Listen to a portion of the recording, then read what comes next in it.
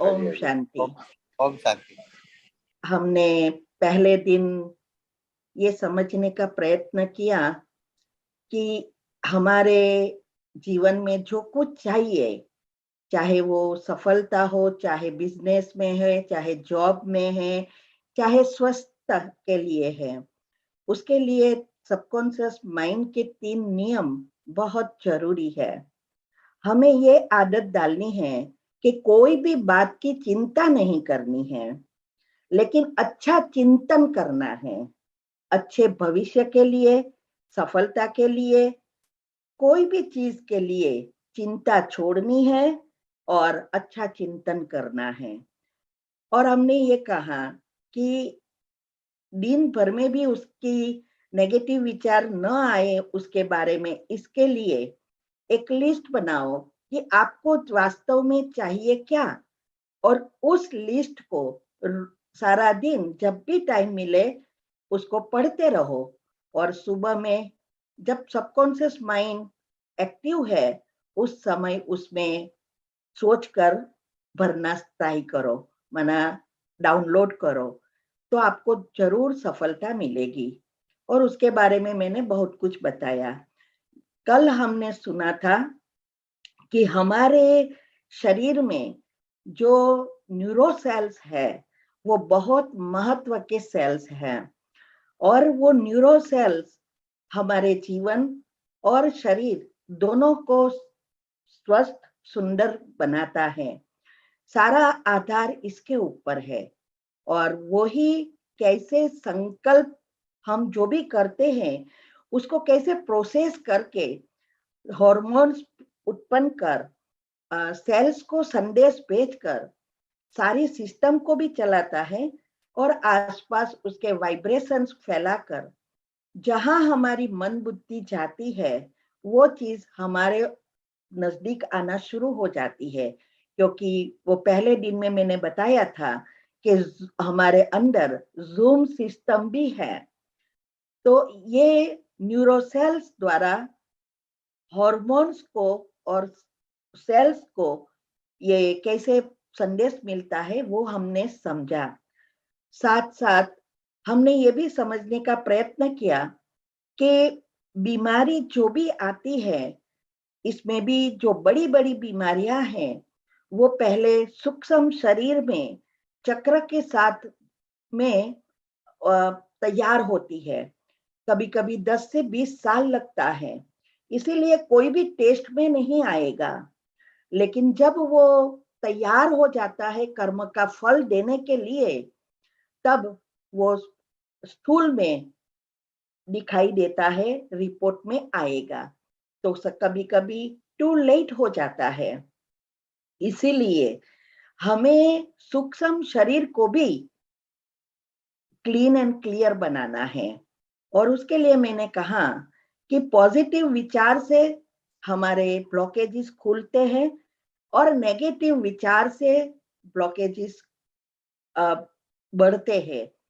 तो ये सब बातें हमने समझने का प्रयत्न किया 2 दिन में। कल ये भी मैंने कहा था कि 2 प्रकार के ब्लॉकेजेस हैं, स्थूल और सूक्ष्म। तो स्थूल ब्लॉकेजेस क्या है और सूक्ष्म ब्लॉकेजेस क्या क्या है, ये हमें जिसको सिंपल भाषा में कहूं तो हमारे संचित कर्म कहते हैं उसको। तो ये संचित कर्म कैसे बनते हैं और कैसे उसको हम समाप्त कर सकते हैं, ये आज हमें सीखना है। तो स्थूल ब्लॉकेजेस का कारण है हवा, पानी, खुराक, दवा और लाइफस्टाइल। क्योंकि एक ही चीज से ब्लॉकेजेस नहीं होते हैं।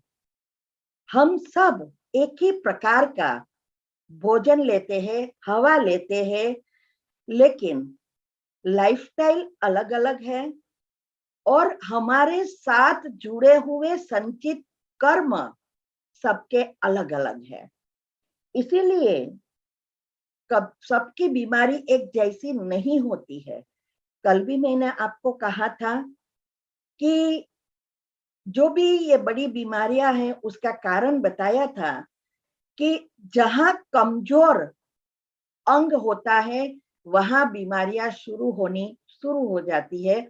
तो ये जो कमजोर अंग माना, हर एक अंग से हमारा सूक्ष्म शरीर की एक एक चीज जुड़ी है, और इसीलिए ये सूक्ष्म और स्थूल दोनों काम करता है। तो ये कमजोर शरीर, सूक्ष्म शरीर में जो कमजोर जगह बनती है, वहां हम ही खुद नेगेटिव विचार करके हमारे सूक्ष्म शरीर से हम नेगेटिव एनर्जी माना पाप कर्म बाहर लाते हैं। जैसे कल हमने बताया था कि हमारे संकल्प से हमारे जो सेल्स है, वो सेल्स हर सेकंड जो भी मरते हैं, उस सेल्स नए बनते हैं, वो हमारे संकल्प के अनुसार बनते हैं। अगर हम व्यर्थ नेगेटिव चलाते ही रहते हैं, तो जो पुराने सेल्स है और पुराने संस्कार है, वो घट्ट होते जाते हैं और वो स्थूल में आना शुरू हो जाता है।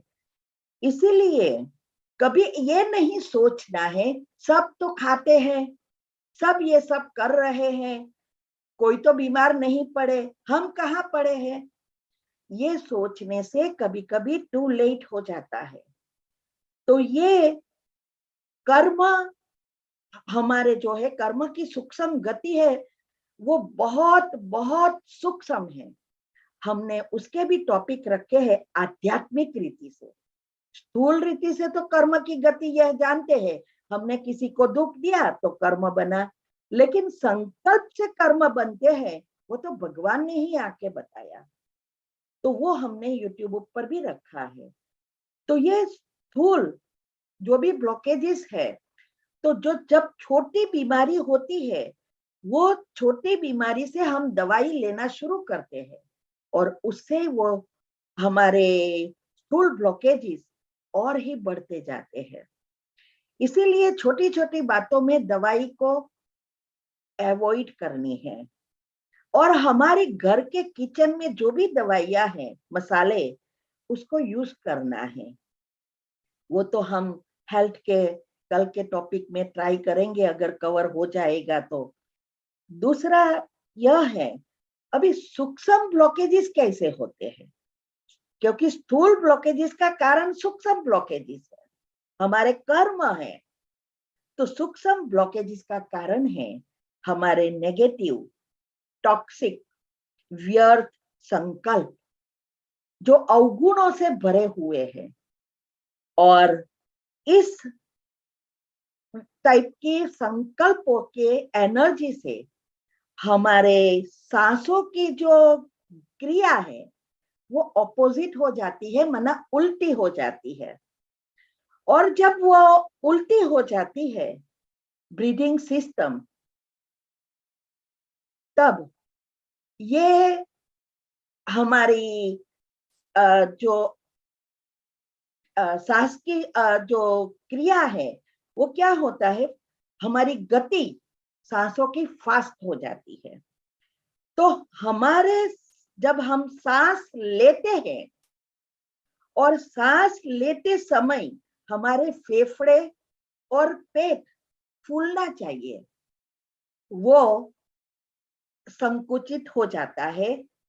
तो उल्टी क्रिया होती है, को ऑक्सीजन अंदर जाना चाहिए, उसके बदले ऑक्सीजन बाहर निकल जाता है। और जब हम सांस छोड़ते हैं, तब हमारे जो पेट और फेफड़े फूलना, सॉरी, हमारे फेफड़े संकुचित होना चाहिए, उसके बदले फूलते हैं। तो ऑक्सीजन बाहर चला जाता है, और जो कार्बन डाइऑक्साइड है वो हमारे शरीर में जाता है, और इससे हमारी बीमारियां बढ़ती जाती है। ये बहुत सूक्ष्म है। आप देखना, जब आप गुस्सा करते हैं, तब हमारी सांसों की गति पर ध्यान देना, इतनी फास्ट हो जाती है। इससे हमारे फेफड़े और पेट संकुचित होना और ऑपोजिट क्रिया करता है।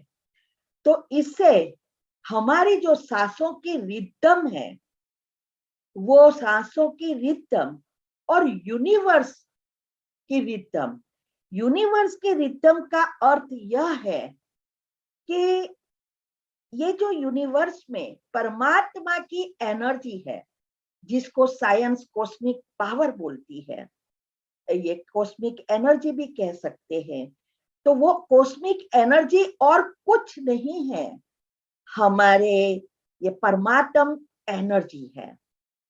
वो परमात्मा की एनर्जी हमारे ऑक्सीजन के साथ आती है, उसीलिए उसको प्राण वायु भी बोलते हैं।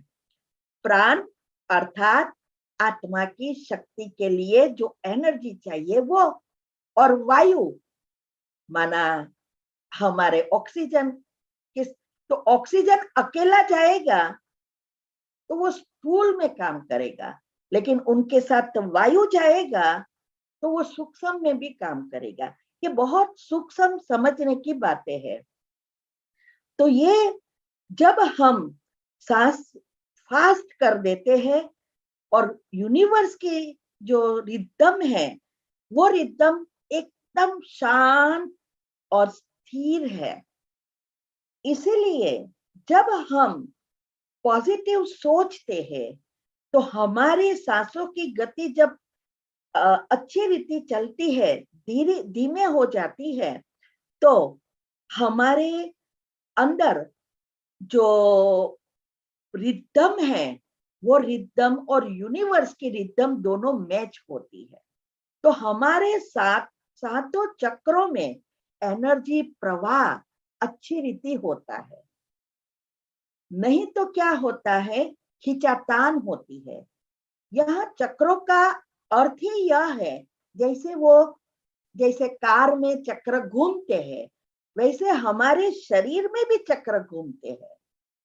तो वो चक्र, वो जब फास्ट हो जाता है उसकी गति, तो उसको हमारी खिंचातान की वजह से जिस चक्र के गुणों की ऑपोजिट एनर्जी का चिंतन करते हैं, जैसे हम शांति का चिंतन के बदले अशांति के विचार चलाते हैं, तो हमारा जो विशुद्ध चक्र जो शांति से जुड़ा है वो ब्लॉक होना शुरू हो जाता है।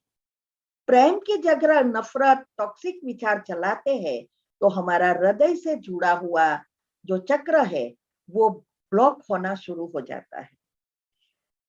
इसीलिए हमारे जो चक्र जो है वो जब ब्लॉक होते हैं, वो उसको कहते हैं सूक्ष्म ब्लॉकेजेस। और उस जगह पर हम नए पुराने भी, हमारा जो इस जन्म का भाग्य बनकर उस चक्र के साथ जुड़ा है वो तो एक्टिव हो जाता है, लेकिन उस चिंतन का हम ज्यादा तरह से उसका चिंतन नेगेटिव चलाते ही रहते हैं, तो हमारे अंदर जो पुराने सूक्ष्म शरीर के अंदर जो भी कर्म है वो बाहर आना शुरू हो जाता है। इसको हम कहते हैं, इसको कहा जाता है व्याज। तो हम ही हमारे भाग्य को बिगाड़ते हैं, हम ही हमारे भाग्य को सुधारते हैं, हम ही बीमारी को बाहर लाते हैं और हम ही बीमारी को स्वस्थता में परिवर्तन कर सकते हैं। कोई ग्रह, कोई ज्योतिष, कोई वास्तुशास्त्र इसमें कुछ नहीं कर सकता। पहले के जमाने में ये काम हो जाता था, उसका कारण एक ही था, सभी की पॉजिटिविटी अच्छी थी, सारी सिस्टम अच्छी रीति चलती थी। लेकिन आजकल मोबाइल के कारण किसी का भी मन सकारात्मक नहीं है, स्थिर नहीं है। आपने देखा होगा, जब आप कोई भी पूजा पाठ रखते हैं, घर पे ब्राह्मणों को भी बुलाते हैं, तो उस समय उसका मोबाइल तो ऑन ही होता है, बीच में फोन आता है तो बात भी कर लेता है, और उसके मन में जो विचार चलते हैं, तो वो जो मुख से बोलते हैं वो कोई काम नहीं करेगा। हमेशा मुख से नहीं, मन से जब हम अंदर से सोचते हैं, वो वाइब्रेशंस पहुंचता है। तो ये जो है हमारे, ये जो सूक्ष्म ब्लॉकेजेस को अगर स्टॉप करना है, तो जीवन में पॉजिटिविटी लाना बहुत जरूरी है। तो दूसरा आता है सवाल कि ये 7 चक्रों को खोले कैसे। वो दूसरा पिक्चर रखो भरत भाई, इसने भी रखा है वो चक्र वाला। यस, अभी इसमें मैंने बताया है एक साइड पर एनर्जी कैसे घूमती है वो बताया है। और ये जो 3 नाड़ियां हैं, वो 3 नाड़ियां में 2 नाड़ी एक्टिव है और बीच में जो सुषुम्ना नाड़ी है वो स्थिर है। ये 3 नाड़ियां ही मुख्य है। अभी इसमें जो बीच में बताया है 7 मुख्य एनर्जी पॉइंट्स, जिसको चक्र की भाषा में 7 चक्र कहेंगे, साइंस की भाषा में ग्लैंड्स के कहेंगे। ये सब ग्लैंड्स के साथ जुड़ा है और मुख्य अंग से जुड़ा है। हमारे आध्यात्मिक रीति से कहेंगे तो ये मुख्य एनर्जी पॉइंट्स है जो गुणों से जुड़ा है, आत्मा से जुड़ा है, परमात्मा से जुड़ा है। अभी जब हम ये हमारी आत्मा के ओरिजिनल गुण, जिसको हम कहते हैं आजकल की भाषा में सुपर मन, बाद में आता है अचेतन मन, जिसके पास सारा शरीर का और सूक्ष्म शरीर का कंट्रोल है, लेकिन उसको चलाने वो दोनों एक दूसरे से जुड़ा है। तो सूक्ष्म शरीर में ये अचेतन मन से सूक्ष्म शरीर से जुड़ी हुई बातें हैं, लेकिन उसको एक्टिव करने के लिए ये 7 गुण जो आत्मा के हैं उसका चिंतन करना बहुत आवश्यक है।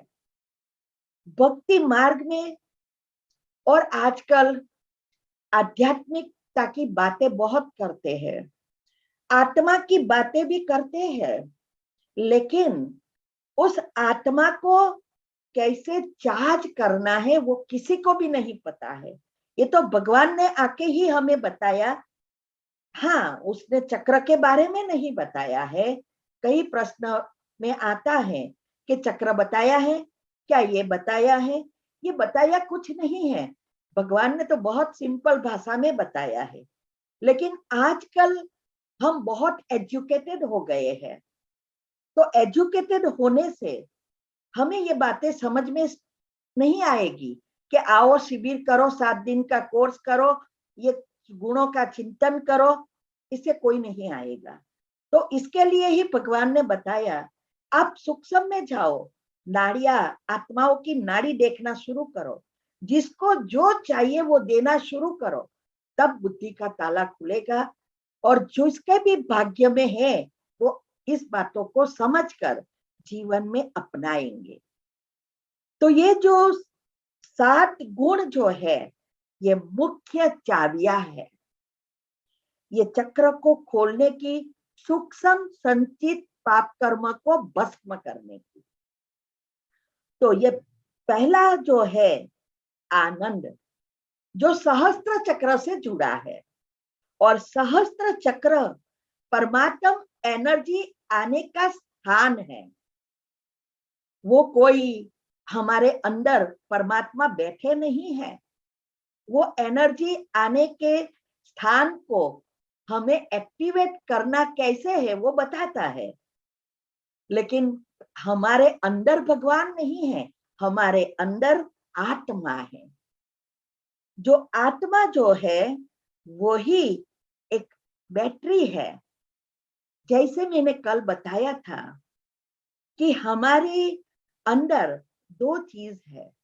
जैसे दुनिया में भी हर इंस्ट्रूमेंट बनाते हैं तो उसमें करंट की आवश्यकता है, और करंट के लिए बैटरियां होती है अलग अलग प्रकार की। ये मोबाइल ही ले लो, आपका मोबाइल जो है कितना भी महंगा होगा, लेकिन अगर बैटरी चार्ज नहीं होगी तो क्या आपका मोबाइल चलेगा? नहीं चलेगा, कोई काम का नहीं, डब्बा बन जाएगा। तो उसके लिए हम कितना ध्यान रखते हैं। एक चार्जर मोबाइल गाड़ी में रखते हैं, ऑफिस में रखते हैं, और घर पे होता है। क्यों? क्योंकि बैटरी डाउन नहीं हो जाना चाहिए, नहीं तो हम दुनिया से डिस्कनेक्ट हो जाएंगे, किसी का भी फोन नहीं आ सकेगा। रात को भी नींद में अगर मोबाइल की बैटरी खलास हो गई और उसकी आवाज आना शुरू हो गई, रात को नींद से जाग कर भी चार्ज करना रख देंगे। कितना ध्यान रखते हैं। इतना ही ध्यान अगर ये शरीर रूपी मोबाइल का अगर हम रखेंगे तो ना तो कभी जीवन में बीमारी आएगी, ना तो कभी कोई प्रॉब्लम आएगा। लेकिन इसका कभी सोचा कि इसमें भी बैटरी है और ये बैटरी को चार्ज करनी पड़ती है?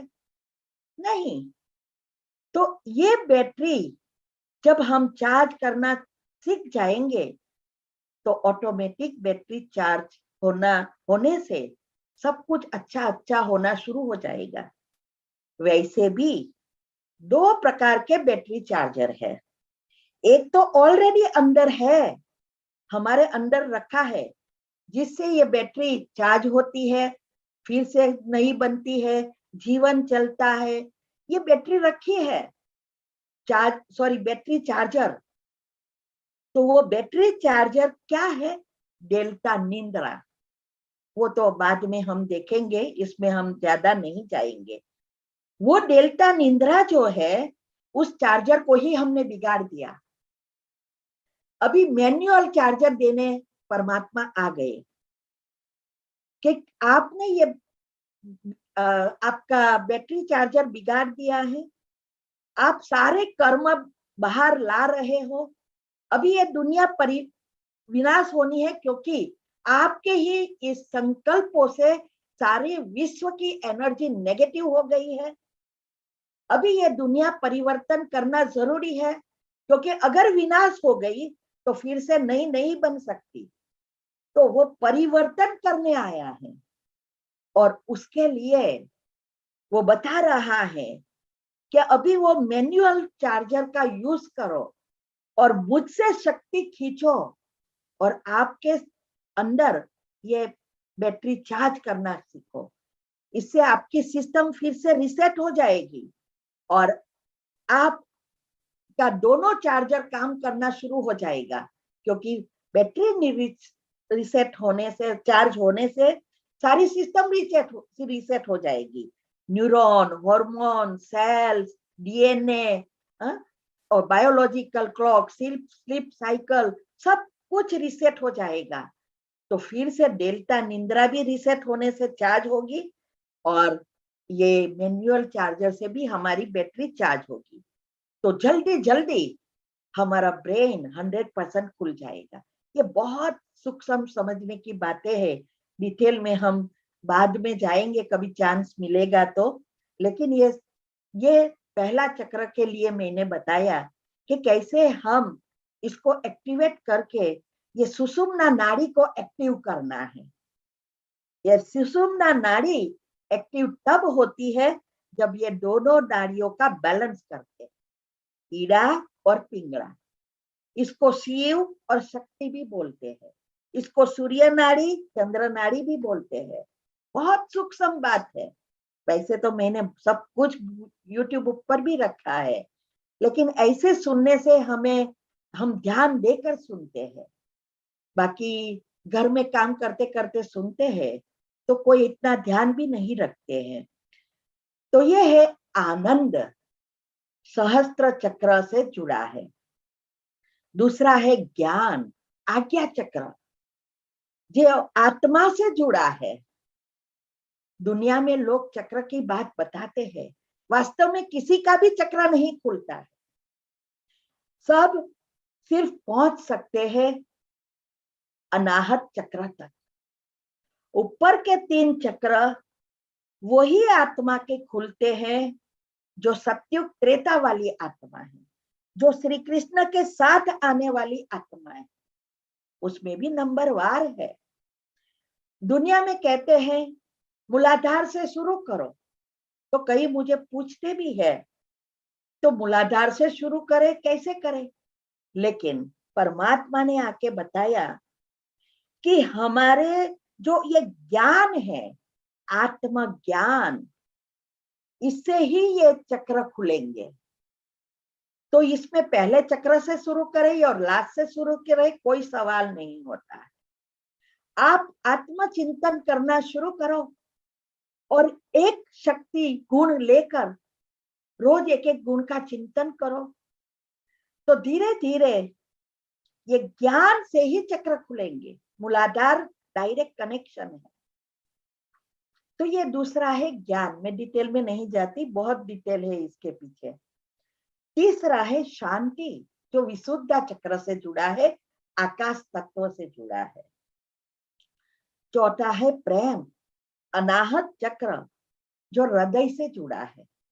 दुनिया वाले कहते हैं आत्मा हृदय में है, तो वास्तव में हृदय में आत्मा होती तो आजकल जो ऑपरेशन करके बदलते हैं, रिपेयर करते हैं, तो आत्मा कहाँ जाके बैठेगी? वास्तव में आत्मा का स्थान एक ही जगह है, जो पिनियल ग्लैंड्स और पिट्यूटरी ग्लैंड्स के बीच में, और उसका कनेक्शन है सहस्त्र चक्र से, हाइपोथैलेमस से। इसीलिए हृदय में नहीं है। वास्तव में जो हम कहते हैं बुद्धि जो है वो आत्मा का हृदय है, उसमें आत्मा बैठती है, पिनियल ग्लैंड से जुड़ी है। तो पांचवा है सुख, जो मणिपुर चक्र पेट से जुड़ा है। छठा है पवित्रता, हमारे तीनों सेल्स और रोग प्रतिकारक शक्ति उनसे जुड़ा है, जिसको स्वाधिष्ठान चक्र कहते हैं। सारा जो भी हमारी सारी सिस्टम जो है, ये चीजों से ही जुड़ती है और चलती है। और लास्ट में है शक्ति, जो मूलाधार चक्र से जुड़ी है।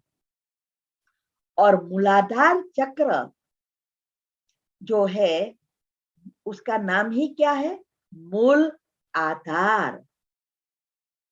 वो हमारे सारी सिस्टम का आधार बेस भी है, क्योंकि सारी शक्तियां उसमें भरी है। इसका भी बहुत सूक्ष्म कारण है।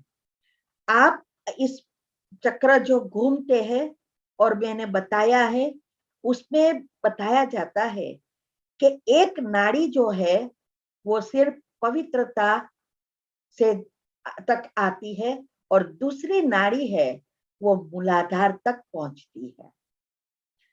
अभी एक जो नाड़ी है वो हमारे सिर्फ तत्व तक जाती है। ये जो 2 नाड़ी मैंने कहा, ईड़ा और पिंगला, ये दोनों नाड़ी का बहुत गहरा कनेक्शन है, क्योंकि वही ये 3 नाड़ियां ही 72,000 नाड़ी से जुड़ा है। और एक एक नाड़ी हमारी, जिसको हम वेन कहते हैं, स्थूल नाड़ी भी कह सकते हैं, लेकिन यहाँ जो नाड़ी की बात है वो सूक्ष्म नाड़ी की बात है। और एक के एक जो भी धमनियां हैं उनसे जुड़ी है, और पिनियल ग्लैंड से जुड़ी है, हमारे सभी ग्लैंड से जुड़ी है।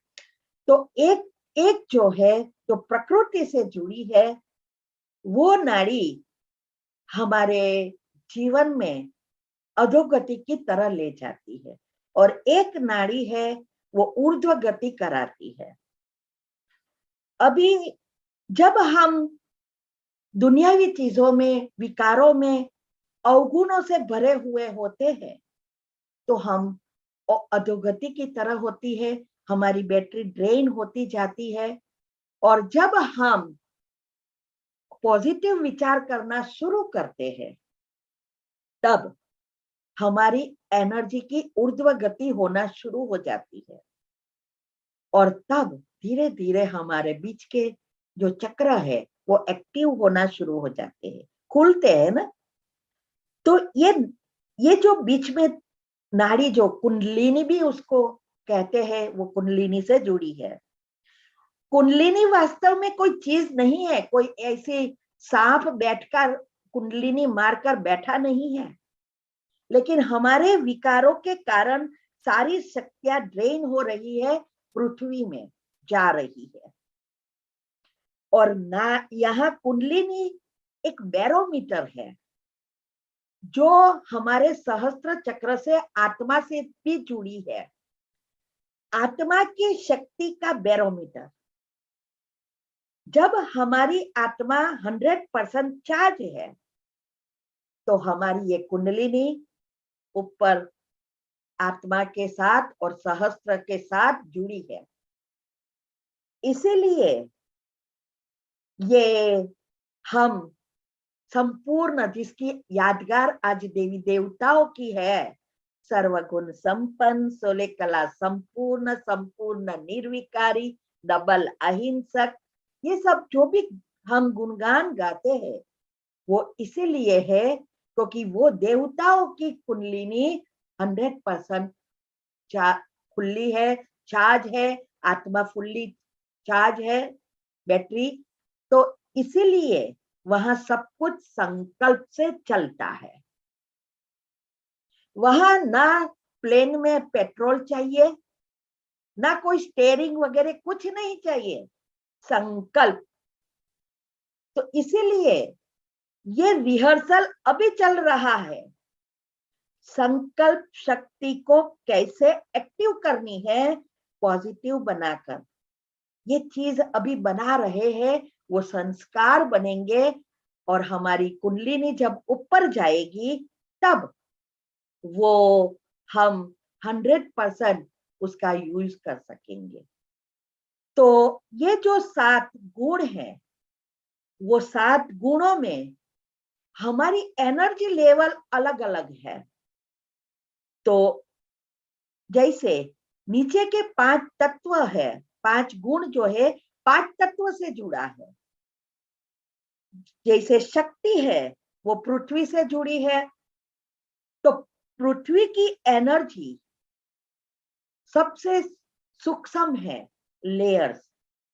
लेकिन उससे सूक्ष्म पवित्रता जो पानी से जुड़ा है, जो तत्व नीर जिसको कहते हैं पानी, वो पानी की एनर्जी पृथ्वी से भी सूक्ष्म है। उसके ऊपर जाएंगे अग्नि तत्व, वो उससे पानी से भी पतली एनर्जी अग्नि तत्व की है। उससे पतली वायु है जो प्रेम से जुड़ा है, अनाहत चक्र से जुड़ा है। उससे पतली एनर्जी हमारे ये आकाश तत्व से है, विशुद्ध चक्र आकाश तत्व से जुड़ा है। इससे भी पतली एनर्जी आत्मा की है और सबसे स्थिर एंड पतली एनर्जी परमात्मा की है, ब्रह्म की और ब्रह्मांड की है। ब्रह्म और ब्रह्मांड दोनों अलग है, पर निर्वाण धाम वो पूरा ब्रह्म है। माना ब्रह्मांड उसके साथ सूक्ष्म और स्थूल दोनों जुड़ते हैं। तो ये जो एनर्जी लेयर्स है वो सबके अलग अलग है। जब हम मेडिटेशन करते हैं, पॉजिटिव विचार करते हैं, तो हमारी ये एनर्जी लेयर्स बदलती जाती है और तब हम सहस्त्र तक पहुंच सकते हैं।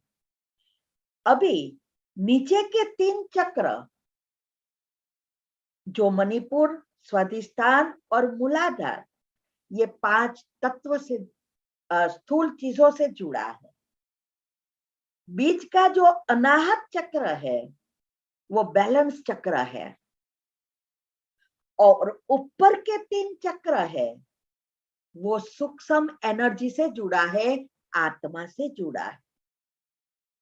इसीलिए सूक्ष्म और स्थूल दोनों का जब बैलेंस होता है तो हम संपूर्ण सुख को प्राप्त कर सकते हैं।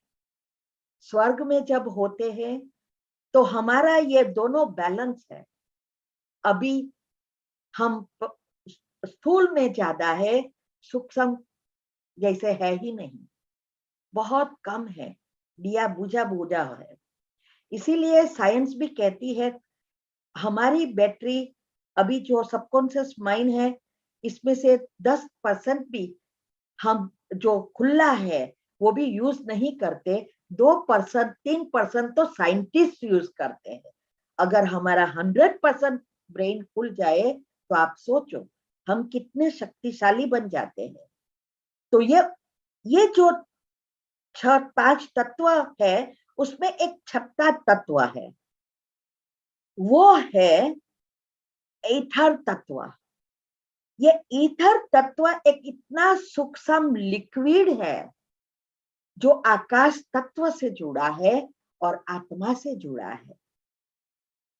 जब आत्मा यहाँ सुसृष्टि पर आती है और स्थूल शरीर से जुड़ती है, 5 तत्वों से जुड़ती है, तो ये साथ में ईथर तत्व भी जुड़ता है। हमने जो कुछ किया है और जितने भी जन्म लिए हैं वो सब ईथर तत्व में भरा है।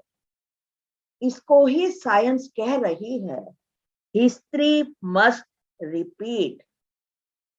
सब कुछ फिक्स है, हम शास्त्रों में भी बताया है, बनी बनाई बन रही है, अभी नई कुछ नहीं बननी है। चिंता काहे को करे जो अनहोनी को होनी, होनी को बदल नहीं सकते। ये सब लिखा है लेकिन उसकी परिभाषा कोई नहीं जानते। ये सूक्ष्म तत्व, ईथर तत्व, ये बहुत महत्व की चीज है। उसके मैंने बहुत सारे टॉपिक भी लिखे हैं। आत्मा की शक्ति और संकल्प शक्ति जो हमारे तीव्र पुरुषार्थ ग्रुप में भी हम भेजते हैं।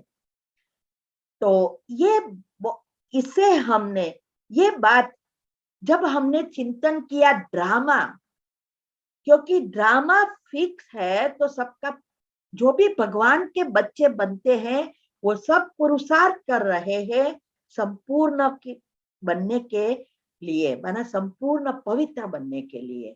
यहाँ पवित्रता का अर्थ सिर्फ ब्रह्मचर्य नहीं है। पवित्रता का अर्थ है स्वप्न शुद्ध पवित्र। ये अवस्था प्राप्त करने के लिए सब पुरुषार्थ करते हैं, लेकिन ये ड्रामा का ज्ञान किसी को भी नहीं पता चलता। और हमने भी बहुत साल बिताए इस ड्रामा को समझने के लिए। 88 से कहो 2000 की साल तक, 96 तक तो हमने जैसे ये समझ में ही नहीं आती कुछ बातें, क्योंकि ये सब नॉलेज नहीं था, क्योंकि जॉब थी, बच्चे छोटे थे। कई बार कई लोग हमें कहते हैं आपकी तभी उम्र हो गई, बुजुर्ग हो गए, बच्चे के बच्चे हो गए, तो आपके पास तो टाइम ही टाइम है। लेकिन जब हम ज्ञान में आए तब तो हम बहुत जवान थे, तो हमने उस टाइम भी समय निकाला तब यहाँ तक पहुंच सके। तो ये जरूरत नहीं है आप जवान हो, कितने बिजी हो, बच्चे छोटे हैं या उम्र वाले हैं। आजकल बुजुर्ग तो और ही आलसी हो गए हैं।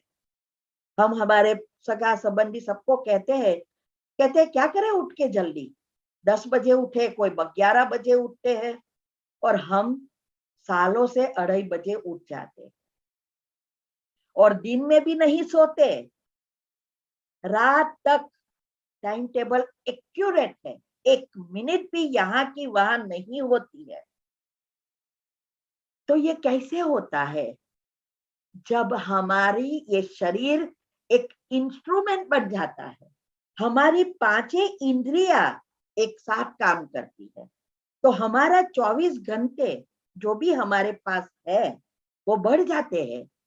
इसीलिए हम बैठ के योग का चार्ट हमारा फिक्स है 4 घंटे का, लेकिन हम 4 से 6 घंटा तक पहुंचते हैं। सेवा के लिए बैठते हैं 4 घंटा, क्योंकि परिवार को भी समय देना पड़ता है। और कर्मयोग 7-8 घंटा है, 6 घंटा है, यह हमारा फिक्स है। ऐसा भी नहीं है कि हम अकेला भोजन हमारा ही करते हैं। हम अकेले रहते हैं क्योंकि हमें ये सब में सबका कल्याण भी करना है, इसीलिए अकेले रहते हैं। लेकिन हमारी बच्ची जो है उसको भोजन बनाकर भेजते हैं। ये सब करते हैं, टॉपिक लिखते हैं, प्रेजेंटेशन बनाते हैं, ये सब सेवाएं करते हैं, कईयों के प्रश्न के उत्तर देते हैं। 35 ग्रुप है। आप सोचो, 24 घंटे ही हमें भी मिला है और सब बुजुर्ग और जवानों को भी मिला है। ये है टाइम मैनेजमेंट। ये सब तब होता है जब हम विधि अपनाते हैं पॉजिटिव बनने के लिए और मेडिटेशन के लिए। तो ये जब टाइम होने वाला है, ये जब हमारा ये सब रिसेट होना शुरू हो जाता है, तब ये होता है। हम क्या करते हैं, हमने देखा है, ये जब हम पब्लिक प्रोग्राम कराने इंडिया आते हैं, हर साल आते हैं और हर गांव गांव में जाके ये करते हैं, 40-42 सेंटर पर जाते हैं। तो ये जब कराने आते हैं तब हमने बहुत कुछ एडजस्ट भी करना पड़ता है। तो ये पब्लिक प्रोग्राम कराते समय कईयों के कैसे प्रश्न भी होता है। तो हमारे ये जो दिनचर्या मनचर्या हम जितनी हम फिक्स करते हैं, टाइम मैनेजमेंट करते हैं, योग में आगे बढ़ने का पुरुषार्थ करते हैं, तब हमें ये सब बातें नेचुरल होने लगती है। तो जब हम ज्ञान में आए 88 में, तब तो हमने कुछ पुरुषार्थ ही नहीं किया क्योंकि कुछ समझ में नहीं आता था। तो हम कैसे इसमें आगे आए? पहले पहले तो हमने भी पहली टचिंग भगवान की हर पल हमें टचिंग होती है, मीन्स के हर एक को टचिंग होती है। ये क्लास सुनने में भी आपको टचिंग हुई होगी, हजारों लोगों को ये मैसेज मिला है, लेकिन अटेंड कितने करते हैं?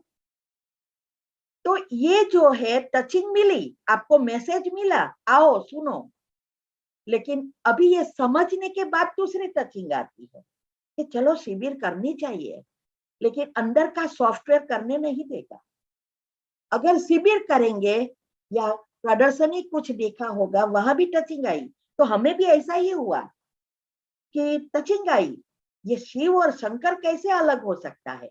और हमें बहुत कंफ्यूजन था परमात्मा के बारे में कि भगवान एक है तो इतने सारे भगवान को कैसे पूजूं। तो वहां से हमने शिविर की। अभी दूसरी टचिंग तब आई जब हम रोज करते थे, लेकिन हमारी चिल्ला चालू में ही जो भक्ति भी बहुत करते थे, कृष्ण के लिए हम पागल थे। तो उस समय हमें ये आगे बढ़ने के लिए कृष्ण के 2 माला रोज मंदिर में करने जाते, सुबह में उठकर पूजा पाठ करती थी, कृष्ण छूटता नहीं था। दूसरी टचिंग भगवान ने दे दी। हम जब ज्ञान में आए तो मेडिटेशन करना तो नहीं आता था, लेकिन मुरली सुनने जाते थे। तो बहन ने कहा, हमने कहा हमें मेडिटेशन नहीं आता, ये माइंड तो बैठता ही नहीं है, सारा विचार ही आते हैं। बोले कुछ नहीं करो, ये योग रूम में जाके बैठो, मुरली के पहले 10 मिनट आना और बातें करना भगवान से जो आप कर रहे हो। हमने शुरू कर दिया। एक दिन जब भी मैं भी हमारी भक्ति पूरी होने वाली होगी या क्या है, एक दिन हम बैठे थे और जब हम वहां बैठे ब्रह्मा बाबा के पास, जो ये रथ मुख्य जो शिव और शक्ति कुंडलिनी में आती है, वो यही आत्मा है, श्री कृष्ण की आत्मा। ये हमें पता तब चला जब हम ये ट्रांसलाइट के सामने बैठे थे रोज बातें करते थे, रोज बातें करते थे, जैसे हम श्री कृष्ण के मंदिर में जाके करते हैं, वे करते थे।